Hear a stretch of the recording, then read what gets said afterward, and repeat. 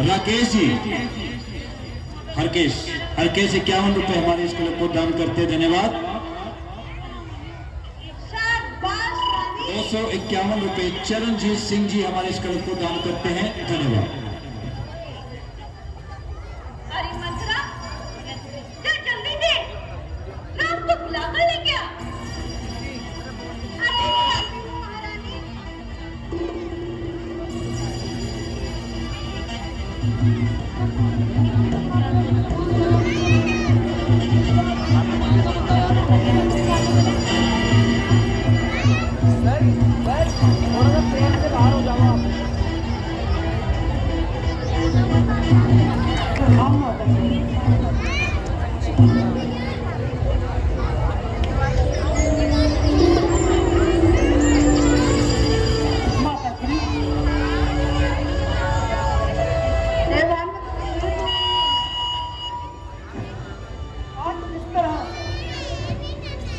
पिताश्री पृथ्वी पर क्यों पड़े हुए?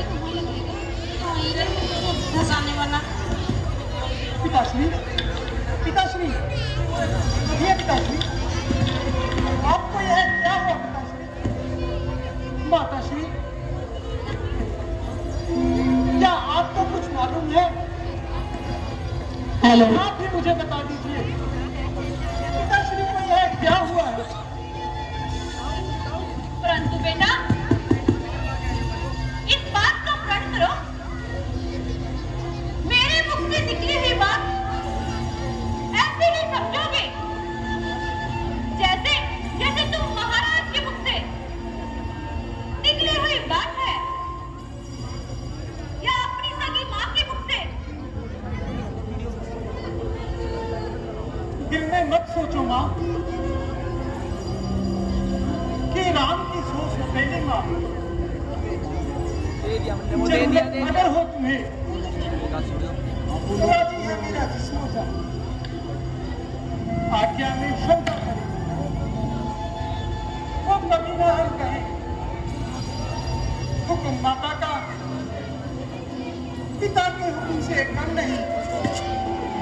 तो सुनो बेटा, महाराज ने खुद मुझसे कहा, भरत के लिए अयोध्या का राज और तुम्हारे लिए 14 वर्ष का वनवास। परंतु अब अपने वचनों को पूरा न होकर देखकर तड़प रहे हैं। बस इतनी सी बात, पिताश्री को इतना कष्ट हुआ। आप मुझे ही कह दीजिए, तो दोनों ही काम हो जाते। ठीक है, मेरे लाल, अब तुम रवाना हो जाओ, अब अधिक देर ना लगाओ। परंतु तुम्हें यहाँ देखकर महाराज को दुख होगा। जैसी आज्ञा माताश्री। अच्छा माताश्री, मेरा प्रणाम स्वीकार कीजिए। तुम्हारा कल्याण हो पुत्र।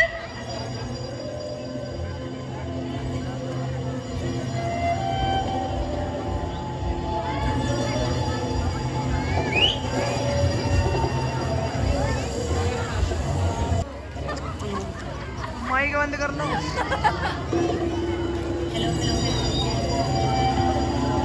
माताश्री प्रणाम। चिरंजीव रहो मेरे लाल। आखिरकार वह मंगल घड़ी आ ही गई जब मेरा पुत्र राजा बनेगा। हाँ माताश्री, हेलो, छोटी माँ ने मुझे अवध का नहीं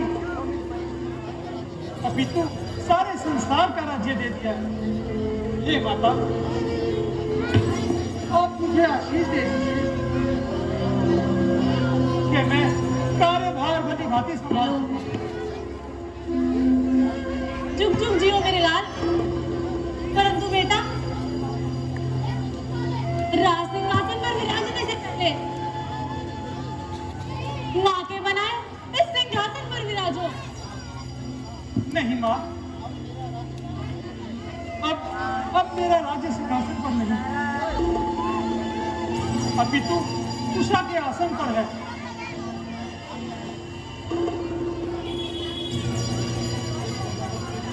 मुझे 14 वर्षों के लिए तपस्वी भेष में वन भ्रमण को जाना होगा।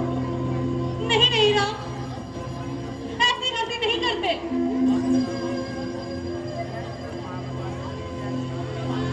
अपनी माँ के साथ ठिठोली करता है। ठिठोली नहीं माँ, मैं सत्य कह रहा हूँ। नहीं नहीं पुत्र, ऐसा नहीं कहते। तो तुम्हारा लाभ तिलक होगा।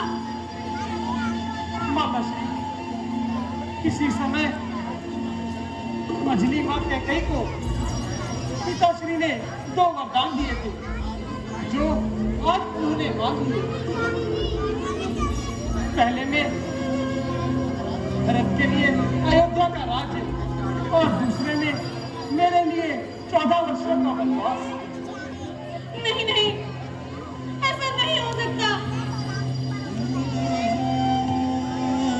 तेरे साथ कैकेयी ऐसा नहीं कर सकती।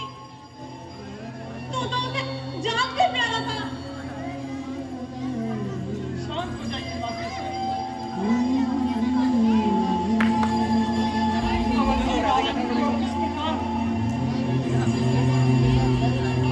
ध्यान रखो ना, शोभा नहीं देता। ठीक है, तो मैं भी तेरे साथ चलूंगी।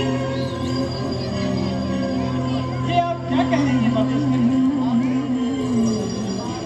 आप मुझे मेरे मार्ग से विचलित करना चाहती हैं। जो आज्ञा मुझे पिताश्री ने दी है, उसकी अवहेलना करने के लिए कह रही हैं आप? यदि ऐसा है तो मैं भी तेरे साथ वनों को चलूंगी। नहीं मां, नहीं। सुहाग, फिर संतान, यह नारी का कर्तव्य होता है। और फिर 14 वर्ष बिताना जल्द ही खत्म हो जाएंगे। एक एक दिन घटते घटते कम हो जाएंगे। 14 वर्ष का लंबा अरसा मैं कैसे बिताऊंगी? बेटा राम, जिसे बचपन से लेकर आज तक हृदय लगाया था, जिसकी किलकारियों से मेरी भूख प्यास मिट जाती है, उसे अपने आप से कैसे जुदा करूं? मुझे छोड़कर मत जाना। मैं तेरे बिना एक पल नहीं रह सकती। मुझे छोड़कर मत जाना।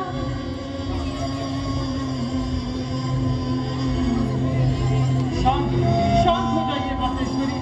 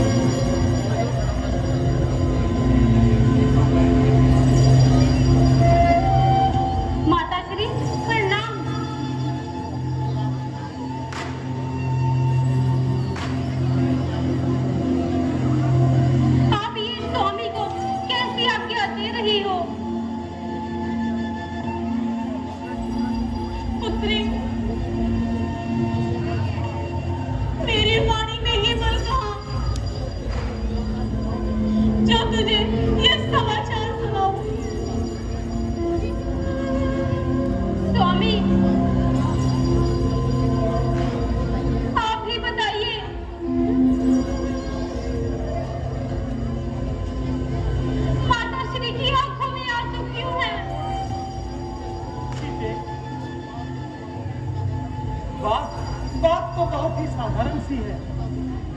इनका दुखी होना मुझे तो व्यर्थ ही जान पड़ता है। जरा मैं भी तो सुनूं। इसी से मैं हेलो। पिताश्री की आज्ञा से 14 वर्षों के लिए वनों में जा रहा हूँ।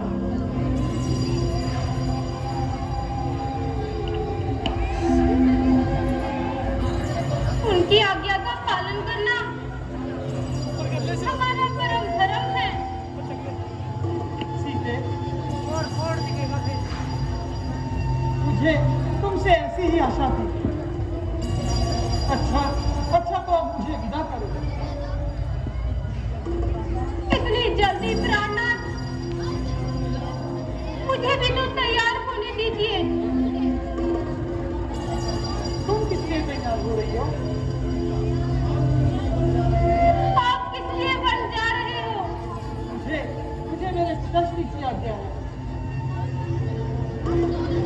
और मुझे मेरी माता श्री की आज्ञा है। और जहाँ तुम्हारे पति रहे, तुम भी वहीं रहना।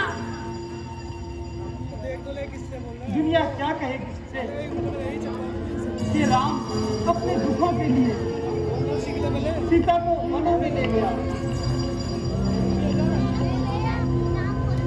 यदि आप मुझे यहाँ छोड़ गए तो लोग क्या कहेंगे कि सुख के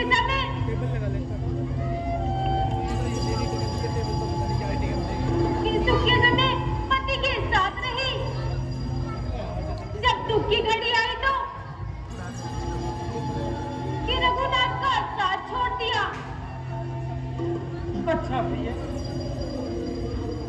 अब मुझे विश्वास हो गया कि तुम भी मेरे साथ अवश्य ही जाओगी। जाओ माता श्री से आज्ञा दे दो। माता श्री, मुझे प्राणनाथ के साथ जाने की आज्ञा दीजिए। क्या कहूँ बेटी, घर काट से तो मुझे हो चले। एक को रोती थी पहले, अब तो दोनों चले।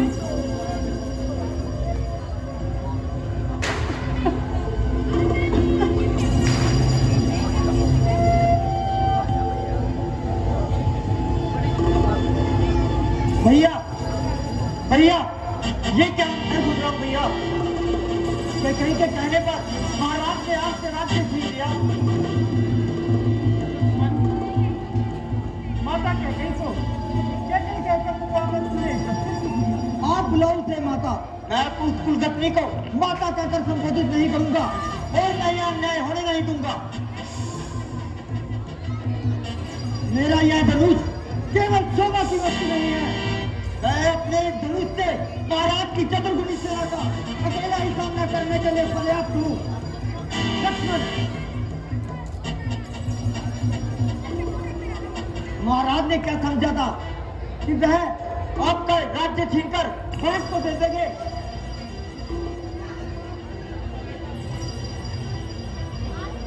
और राम यह सब अन्याय चुप चुप सहन करेगा। हेलो, उन्हें नहीं मालूम के राम नाम पर मर मिटने वाले विद्रोह कर देंगे और जनता के विद्रोह की भी क्या आवश्यकता है।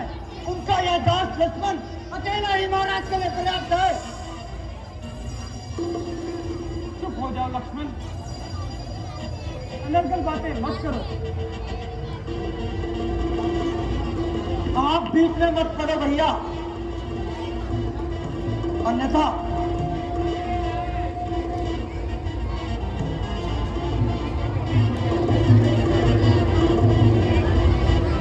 सेना क्षत्रिय के विरुद्ध हो जाएगी। क्षत्रिय वार करे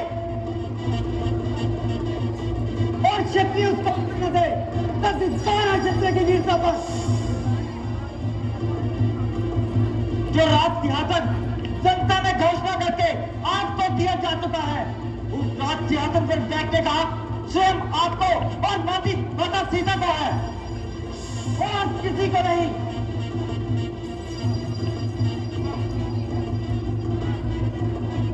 वाह लक्ष्मण वाह, क्या सुंदर चित्र है।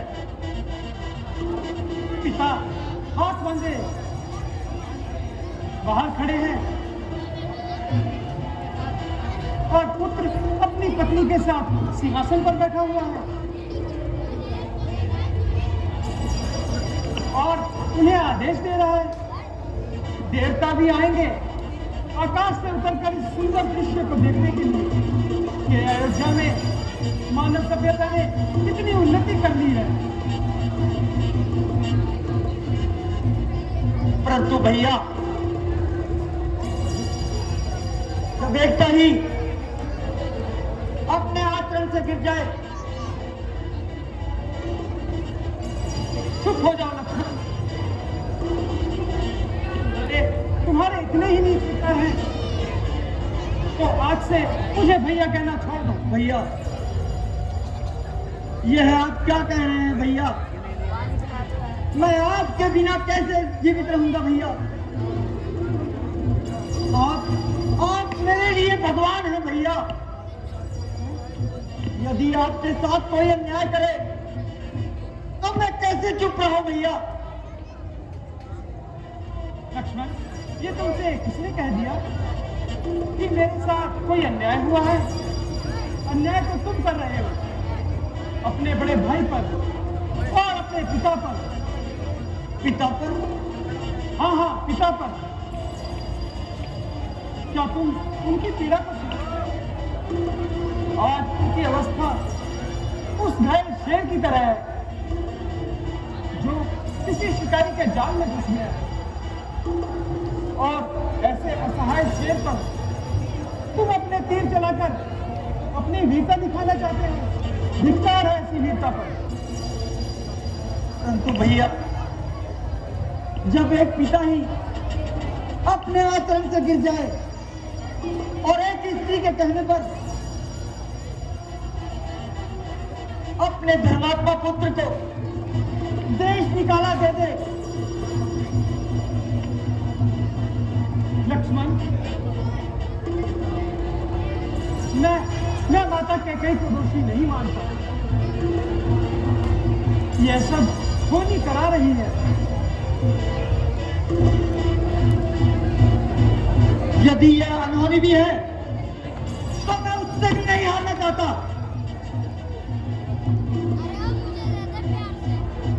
वीरों की विषाद की परीक्षा ऐसे ही विपत्ति काल में होती है।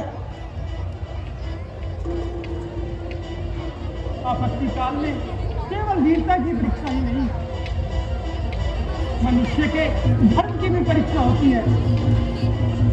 लक्ष्मण, वीरता केवल शस्त्र उठाने को ही नहीं कहते। कभी कभी शस्त्र ना उठाना परम वीरता की निशानी है। इसलिए छोड़ दो ये धनुष और इसे मेरे जाने के बाद धर्म की सेवा में उठाना। आपके जाने के बाद इसका क्या अर्थ है भैया? यदि आप बन जाएंगे तो मुझे भी तो जाना होगा ना? नहीं लक्ष्मण, नहीं। वनवास मुझे हुआ है, तुम्हें नहीं। भैया, आप अपने आप से मुझे अलग करना चाहते हैं भैया। जहां राम वहां लक्ष्मण। आप ही तो नहीं कहा था भैया, लक्ष्मण मेरी दूसरी अंतरात्मा है। जो दुख राम भोगेगा वही तो लक्ष्मण को भी भोगना होगा ना। भाई शत्रुघ्न भी यहाँ नहीं है। माता पिता व परिवार को कौन सहारा देगा? भैया, मेरे तो गुरु, माता पिता, सगे संबंधी केवल आप ही तो हैं भैया। मेरा धर्म, मेरा कर्म, सगे संबंधी सब आप ही तो हैं भैया। आपसे अलग होने के लिए मैंने तो कभी कल्पना भी नहीं की भैया। भैया, मेरा ध्यान मत कीजिए भैया, मुझे अपने साथ ले चलिए भैया। मैं तुम्हें अपने साथ नहीं ले जा सकता। क्या कहेंगी? माता सुमित्रा क्या कहेगी ये तुम नहीं जानते रघुनंदन।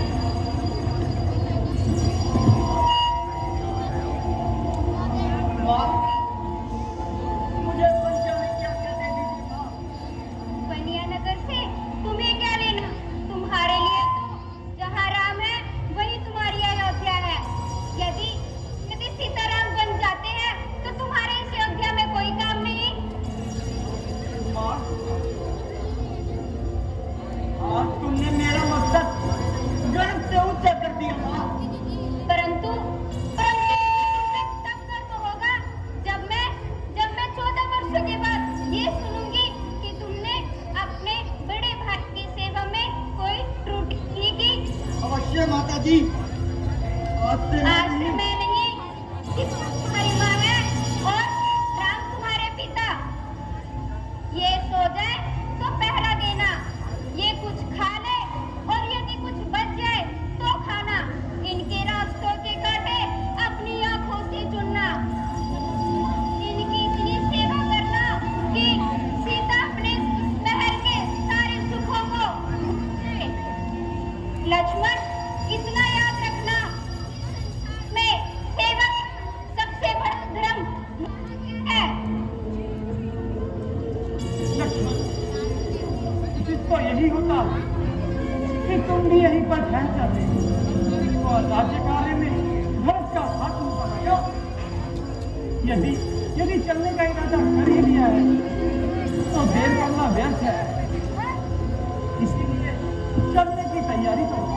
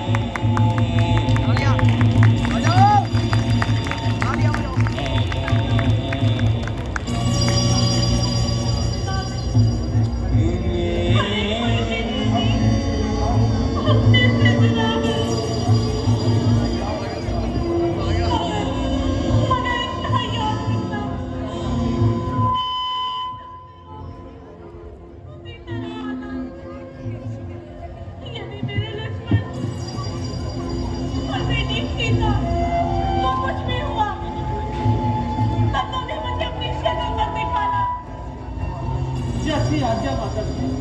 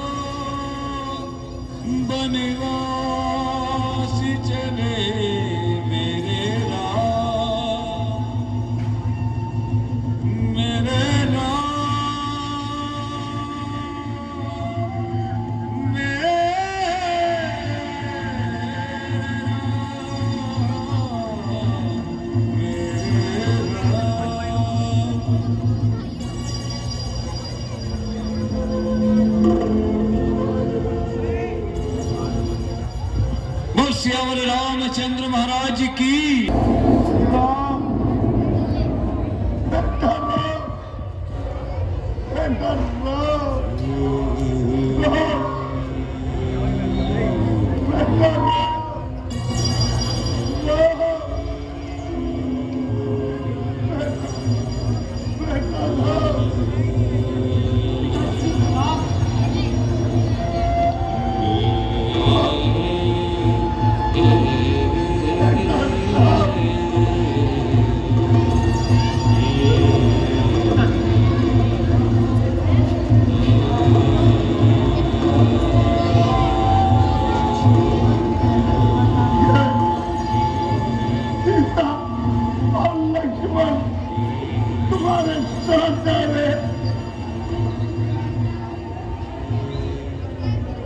क्या इनकी भी मर जाने की तैयारी है?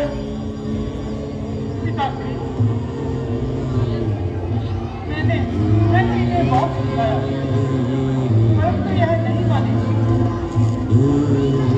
अंत में माताओं की आज्ञा से इन्हें भी साथ ले जाना पड़ रहा है।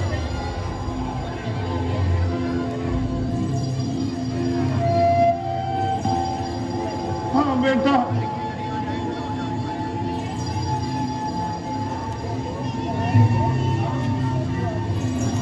राम,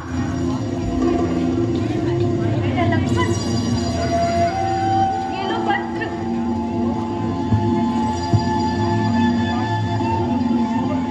अब ये राजवस्त्र तुम पर शोभा नहीं देते।